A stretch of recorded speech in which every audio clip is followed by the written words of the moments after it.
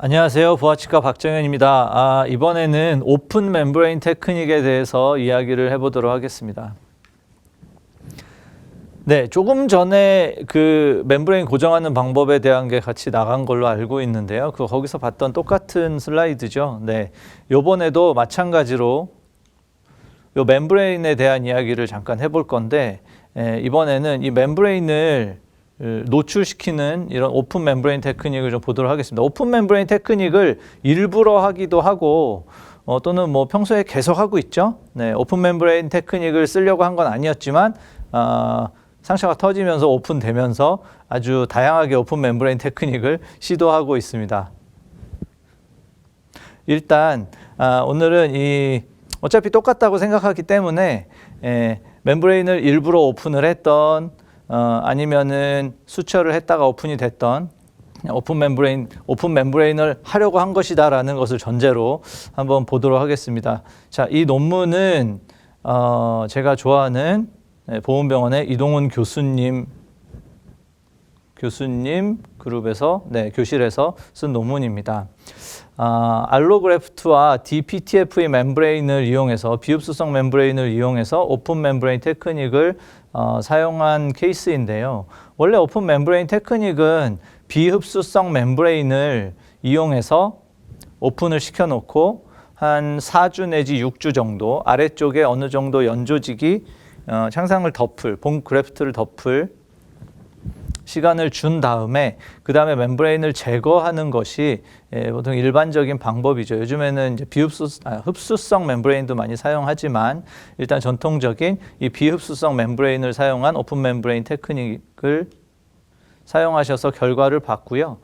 결국 결론은 뭐 마지날 본 나중에 수술을 하고 나서 임플란트도 다 식립을 하고 1년이 지나서 그 마지날 본의 경계를 봤을 때 이게 뭐 오픈 멤브레인 테크닉을 했던 그렇지 않았던 마지날 본의 뭐 높이 흡수 차이는 별로 없다. 결국 결과의 차이는 별로 없다라는 것을 이야기한 논문이고요. 또 논문을 하나 보면 이것은 2001년에 JOP에 나왔던 논문인데요. 이건 이제 GBR이나 GTR이나 GBR 리제너러티브 프로시저를 했을 때 멤브레인이 노출됐을 경우에 그 효과가 어떨 것이냐를 이야기할 때 뭐 결론은 우리도 이미 다 알고 있습니다. 표를 많이 넣어놓고 숫자가 많았지만 뭐 눈에 잘 안 보이시겠지만 그냥 넣어놓은 건 숫자를 보는 게 별로 중요하지 않기 때문이고요.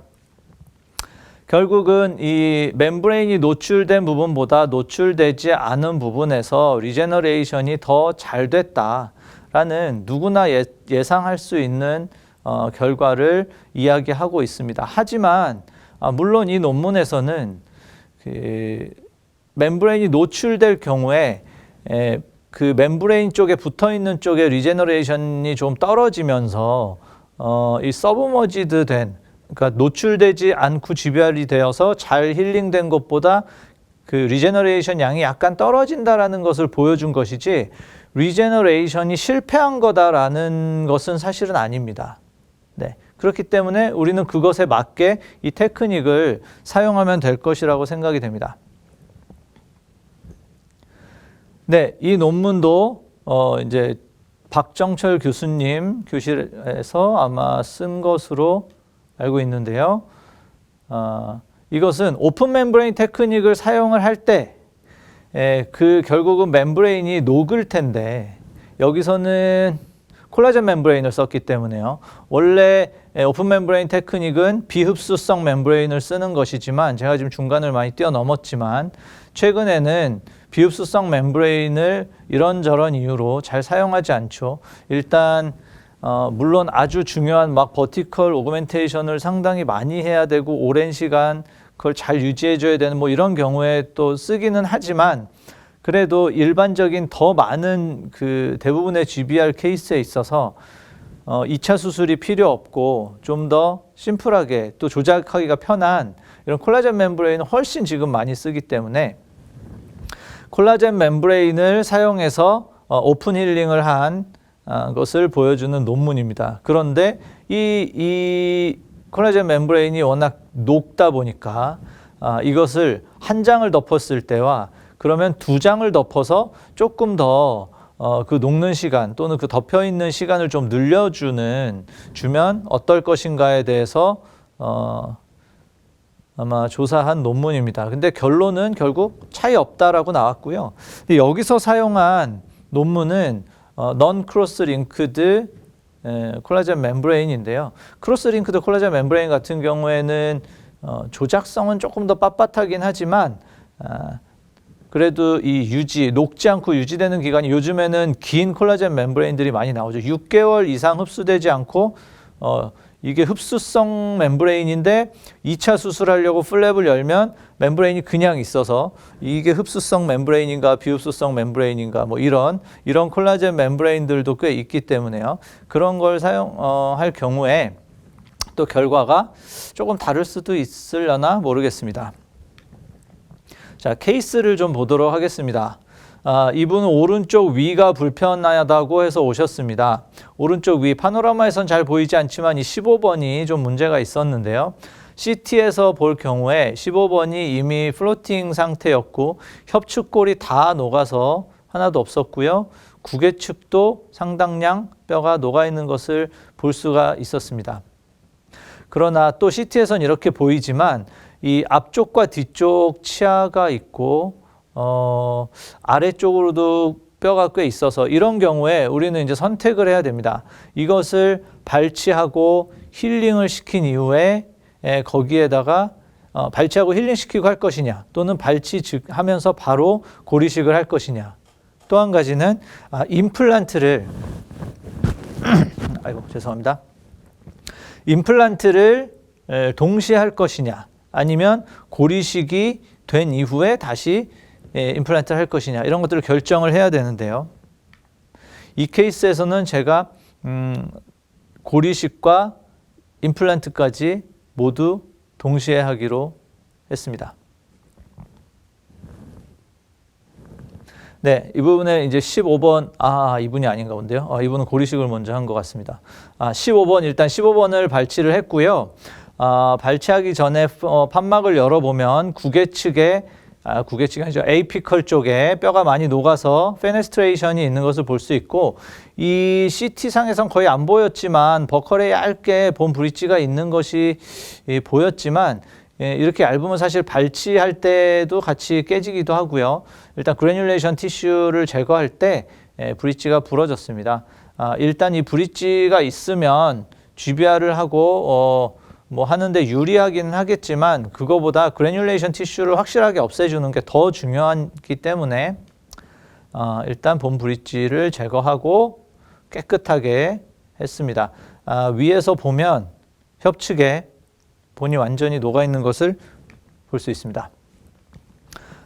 멤브레인은 본택을 이용해서 상악에는 본택이 잘 들어가기 때문에 본택을 이용해서 멤브레인을 고정을 했고요. 골 이식제를 집어넣고 제가 쓴 멤브레인이 조금 짧았기 때문에 한 장 더 써서 2개를 써서 구개측까지 덮어주고 수처를 했습니다. 이 수처했을 때 소구치 부위이기 때문에 노출 부위가 넓진 않았지만 당겨서 어떤 릴리징 인시전을 해서 당기지 않고 그대로 그냥 수처를 함으로써 이만큼 멤브레인이 그냥 오픈된 상태를 그냥 유지했습니다. 오픈 멤브레인 테크닉을 사용한 것이고요. 수처를 보시면 안에가 좀 작아서 잘 안 보일 수 있지만 이렇게 X자로 실이 지나가는 걸 볼 수 있는데요. 이 크리스크로스 수처에서 이 X자를 이 잇몸 바깥쪽에 형성할 수도 있고 안쪽으로 형성할 수도 있는데요. 오픈 멤브레인 테크닉, 멤브레인 사용할 때는 이 안쪽으로 X가 들어가게 하는 것이 좋다고 생각을 합니다. 일단 안쪽으로 이렇게 수처가 들어가야 이 수처가 멤브레인을 좀 완전히 눌러주는 효과가 있고요. 멤브레인을 눌러서 그 밑에 있는 고리식제와 멤브레인 사이에 공간이 생기지 않게, 물론 뭐 공간이 생겨도 거기에 피가 차고 뭐 혈병이 차기는 하겠지만 대부분의 경우 어쨌든 데드 스페이스가 생기지 않도록 눌러주려면 이 X자가 잇몸 위로 올라오는 것보다는 아래쪽으로 만들어지는 게 좋은 것 같습니다. 네, 이렇게 될 수도 있는 거죠.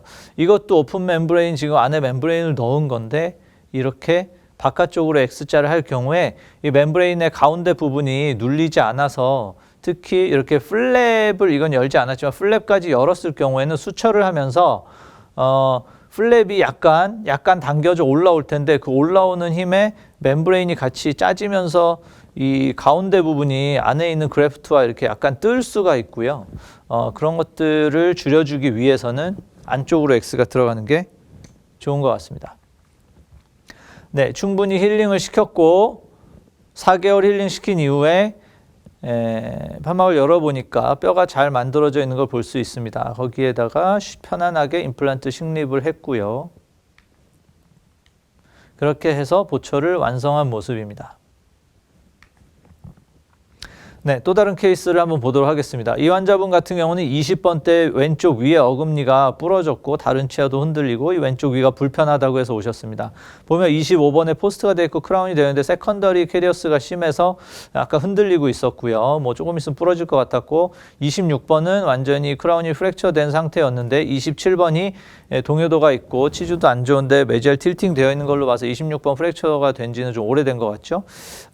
이래서 5번, 6번, 7번을 다 발치하고 상악동도 내려와 있었기 때문에 상악동 거상술도 하고 그 다음에 발치 즉시 위쪽으로 그래프트도 하고 발치 즉시 수술을 해야 되기 때문에 그냥 오픈 멤브레인으로 수술을 하기로 했습니다.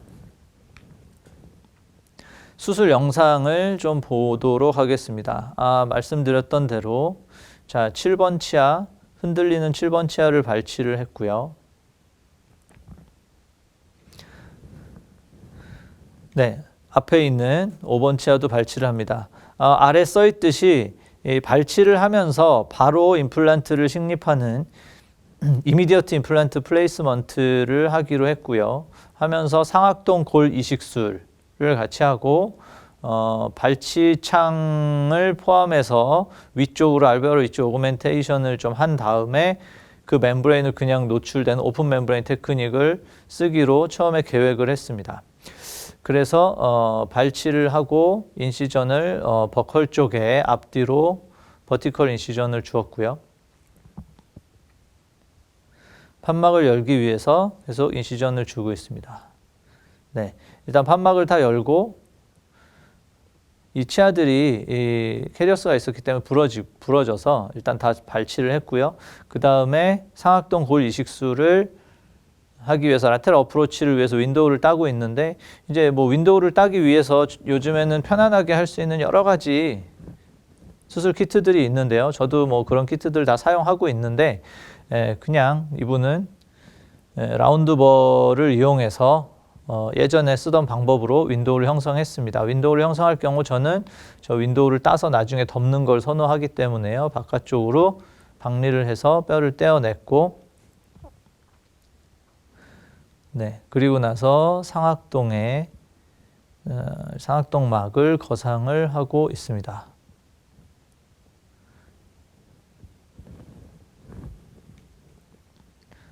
네, 상악동막을 첫 번째 머쉬룸 타입으로 하고 두 번째 작은 거, 세 번째 이제 긴 것을 이용해서 상악동막을 팔라탈 본 있는 데까지 다 거상을 해 놓은 이후에 이제 5, 6, 7 3개 임플란트를 식립하기 위해 적절한 위치에 드릴링을 하고 있습니다.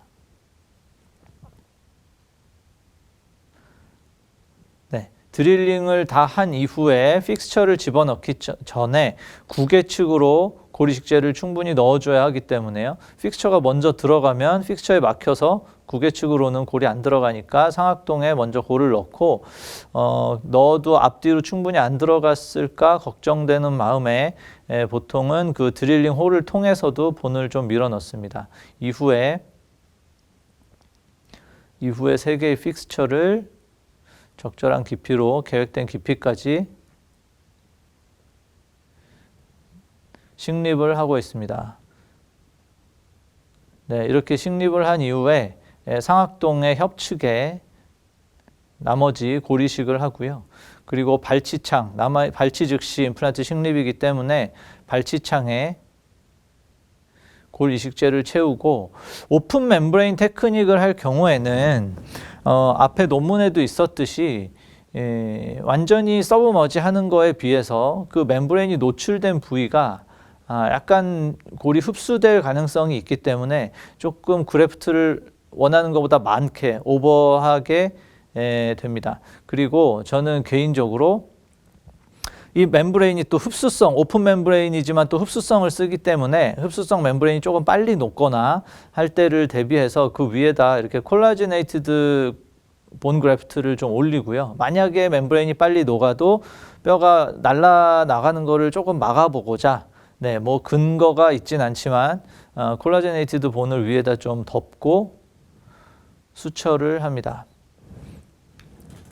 이렇게 수처를 해서 이렇게 완전히 오픈이 넓게 되었습니다. 5번, 6번, 7번 자리가 발치를 하면서 대구치 자리이기 때문에 넓게 이제 멤브레인이 오픈됐고요. 여기서 크리스 크로스를 사용하지 않고 그냥 단속 봉합으로 다 수처를 했습니다. 일주일 뒤에 보시면은 약간 뭐 깨끗하지 않죠. 멤브레인이 약간 녹고 있고 남아 있기도 하면서 그리고 처음 수처했을 때보다 이게 릴리징 이시전을 준 게 아니기 때문에 텐션이 아무래도 약간 있었을 것이고요. 텐션 때문에 버컬의 플랩들이 내려가기도 하고 또 이 버컬 플랩과 팔라탈 플랩이 서로 만나지 못했기 때문에 이 플랩의 끝부분들이 약간 뭐 네크로시스 되면서 이렇게 말려 내려가고 있어서 좀 넓어지고 있는 것을 볼 수가 있습니다. 엑스레이 상으로는 사이너스 본 잘 올라가 있고요. 아래쪽으로도 본 그래프트가 잘 되어 있는 모습을 볼 수가 있습니다. 한 달이 지나고 두 달이 지나면 이런 식으로 뭐 처음에는 위쪽에 넣어놨던 이 콜라제네이티드 본 그래프트들의 입자가 눈에 보이기도 하고요. 왜냐하면 이게 리저버블 멤브레인이 썼기 때문에 이제 위쪽에 연조직이 다 자라기 전에 멤브레인이 녹으면서 이런 모양을 보이고 결국은 연조직으로 다 덮이게 됩니다. 근데 나중에 4개월 이상 지나고 나서 플랩을 열어보면 위쪽에 충분히 뼈가 상태가 좋은 것을 볼 수 있고요. 물론 발치창이긴 했지만 다 잘 차 있는 것을 볼 수 있습니다. 힐링 어버트먼트를 꽂았고 요 7번은 나중에 만들었기 때문에 제가 엑스레이 사진이 좀 5, 6만 껴 있는 거를 올렸는데요. 5, 6, 7 다 완성이 잘 된 걸 볼 수 있습니다. 초진 사진에서부터 보면 상악동 6번 부위에 상악동까지 해서 뼈가 많이 없었고 이렇게 되어 있었는데 상악동 골 이식술로 상악동 쪽으로도 뼈가 많이 올라가 있고 아래쪽도 발치창으로 인해서 울퉁불퉁했던 뼈가 잘 형성되어 있는 것을 볼 수가 있습니다. 케이스를 또 하나 보도록 하겠습니다. 이분은 오른쪽에 그냥 잇몸에서 피가 나고 이가 시리다고 해서 오셨습니다. 그런데 뭐 이 시린 거는 이 치아 때문이 아니겠지만 보았을 때 14번에 상당히 염증이 심하고 뼈가 많이 녹아 있는 것을 볼 수가 있습니다. CT로 봤을 때 버컬과 팔라탈 구개측에 완전히 녹아 있는 것을 볼 수가 있었고요. 좀 전에도 이런 케이스가 하나 있었는데 이 두 케이스의 차이는 메지알 디스탈 본이 어땠느냐인데 앞쪽 케이스는 메지알 본과 디스탈 본 사이도 같이 많이 녹아 있어서 그 픽스처를 동시에 집어넣었을 때 좀 유지력을 잡기 어려울 것 같다는 것이었고요. 이 케이스도 물론 꽤 녹아있기는 했지만 이 케이스는 이 아래쪽으로도 아까 그 케이스는 이 아래쪽 뼈도 많지 않았는데 지금은 이 밑에 쪽 뼈가 많았기 때문에 임플란트를 고정하는 데는 어렵지 않을 것이라 생각했고 디펙트의 폭이 좁았기 때문에 임플란트를 동시에 식립하기로 했습니다. 염증 조직을 제거하고 지금 이 사진을 보면 협측이 완전히 뚫렸고요. 구개축도 완전히 뚫려 있는 디펙트의 모양을 보입니다. 여기서 우리가 임플란트를 어떻게 할 것인가를 결정해야 되는데 보통 딜레이드라고 하면 발치하고 다 힐링을 시킨 다음에 고리식을 할 수도 있지만 이 정도면 뼈가 많이 차오르기는 어려울 것 같고 결국은 GBR을 해야 될 것이고요. 얼리 임플란트라고 하면은 발치 후에 1개월 정도 치유를 해서 연조직이 다 힐링이 된 이후에 고리식과 임플란트를 동시에 할 수도 있을 것이고요. 이미디어트라고 하면 발치 즉시 고리식 동반하고 임플란트 식립하면 바로 오픈 멤브레인 테크닉을 사용하게 되겠죠. 물론 오픈 멤브레인 테크닉 사용하지 않고 협측 플랩이나 뭐 구개측 플랩을 당겨가지고 닫을 수도 있겠지만 그렇게 하면 잃는 것도 많기 때문에 그런 방법 쓸 거면 1개월 치유하는 게 나은 것 같고요.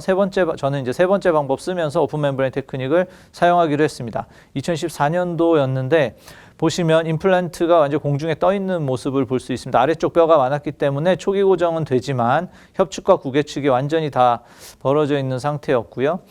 여기서 GBR 하기 좋았던 것은 일단 이게 이 협축골과 구개축골의 그 높이 안에 임플란트가 들어와 있다는 거죠. 결국 골 이식제를 했을 때 이식제가 안정적으로 유지될 수 있는 그래도 디펙트의 모양이었다. 상당히 크긴 했지만 그래서 거기에 그래프트를 넣고 멤브레인을 넣고 멤브레인은 이제 수처로 고정을 했습니다. 흡수성 멤브레인이었고요.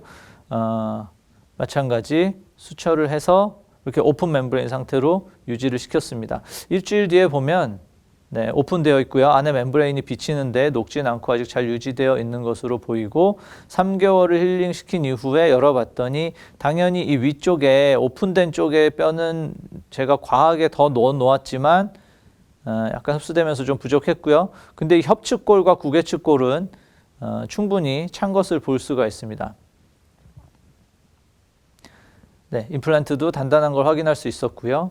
초진 사진과 보초를 완료했을 때 염증도 없어졌지만 이 잇몸의 높이도 이 리세션이 이만큼 됐었는데요. 그 잇몸 높이도 약간 더 내려온 것을 볼 수가 있습니다. 25개월 후, 수술하고 25개월 후에 CT에서 봤을 때 이 완전히 뚫려 있었던 협축과 구개축의 골이 25개월 이후에도 잘 유지되어 있는 것을 볼 수 있고요.